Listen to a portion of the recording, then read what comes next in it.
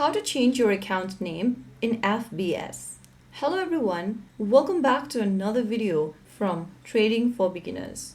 If you're trying to change your account's name in FBS, then first of all launch open a web browser and type in fbs.com in the URL box and make sure that you're inside the home page or the dashboard of FBS account logged in.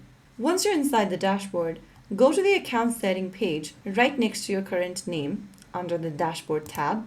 After clicking on account settings, click the pencil button right underneath the account settings button. Now go ahead and enter a new name for your account and click on confirm. Right after you do that, you have changed your account name in FBS. So there you have it. Your new name will reflect at the top right here. So that's how you change your account name in FBS.com account. If you found the video helpful, don't forget to like, share and subscribe to our channel.